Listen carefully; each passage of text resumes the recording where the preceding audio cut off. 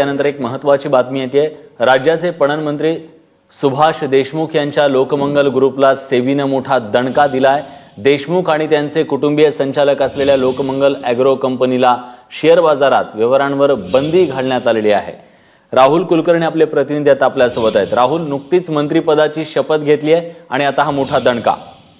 नाही, दोन स्वतंत्र आणि अतिशय गंभीर प्रकरणं सुभाष देशमुख यांच्या संदर्भातली बाहेर येतात। एक तर आहे ते म्हणजे लोकमंगल ॲग्रो नावाची जी कंपनी आहे, ज्याच्यात सुभाष देशमुख आणि त्यांचे 5 कुटुंबातले सदस्य हे संचालक आहेत।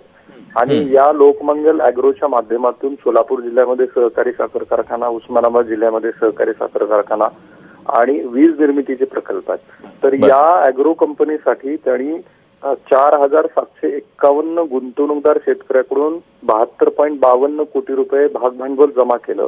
आणि हे करत असताना कंपनी कायद्याच्या कुठल्याही तरतुदीचं पालन केलं नाही असं सेबीचं म्हणणं आहे। एवढंच नाही तर सुब्रत रायच्या केस मधलं जे सायटेशन आहे ते देऊन सुब्रत रायचं जे प्रकरण होतं की भागभांडवलदार कोण आहेत हे माहितीच कळत नव्हती, अगदी तशाच पद्धतीची नोटीस त्यांना इश्यू करण्यात आली आहे। आणि त्यांना सांगितलेलं की तुमच्या खात्यावरती असलेले जे 150 कोटी रुपये आहेत हे कोणत्याही परिस्थितीमध्ये तुम्ही कुठेही वापरू नका आणि या कंपनीला बाजारामध्ये कोणताही व्यवहार करायला रोखण्यात आलेलं। त्यामुळे हा एक मोठा दणका आहे। आणि दुसरं अतिशय गंभीर प्रकरण असं आहे की याच लोकमंगल ॲग्रोच्या मार्फत इको बँकेकडून शेतकऱ्यांना न माहिती होऊ देता, म्हणजे मी हा शब्द पुन्हा रिपीट करतो की शेतकऱ्यांना माहिती न होऊ देता सुभाष देशमुख यांच्या लोकमंगल ॲग्रो या कंपनीनं उस्मानाबादच्या इको बँकेतून 20 कोटी रुपये, जे 2000 शेतकऱ्यांच्या नावावरचं कर्ज आहे, आणि सोलापूरच्या इको बँकेच्या ब्रांच मधून त्याही पेक्षा म्हणजे 2000 पेक्षाही जास्त शेतकऱ्यांच्या नावावरती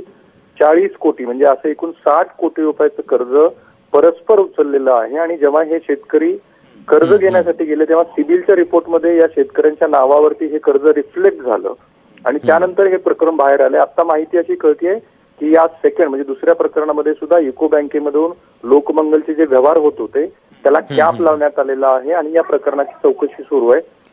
आणि जसं हे प्रकरण विलास बाहेर आलं राज्याचे सहकार मंत्र्यांचं, तसं त्यांनी उस्मानाबाद मधल्या इको बँकेच्या ब्रांच मध्ये 2000 शेतकऱ्यांच्या नावावरती जे कर्ज घेतलं होतं ते 20 कोटी रुपये परस्पर भरून ते प्रकरण मिटवण्याचा केविलवाना प्रयत्न केलाय। परंतु जर याची चौकशी झाली मोठी तर कदाचित महाराष्ट्राच्या सहकार क्षेत्रामध्ये काय काय भानगडी शेतकऱ्यांच्या नावावरती केल्या जात आहेत हे स्पष्ट होणार आहे। आणि महत्वाचं म्हणजे भाजपच्या कलंकित मंत्र्याचा जो मुद्दा आहे तो या निमित्ताने फार ठळकपणे समोर येताना दिसतोय। नक्कीच, तेव्हा अत्यंत धक्कादायक हे सगळं प्रकरण आहे। राहुल, तुम्ही सांगितलं त्याप्रमाणे 2 ही प्रकरणं, या सगळ्या प्रकरणात आता या मंत्री महोदयांवर काय कारवाई होते हे पाहणं महत्त्वाचं आहे। सेबीने तर दणका दिलाय।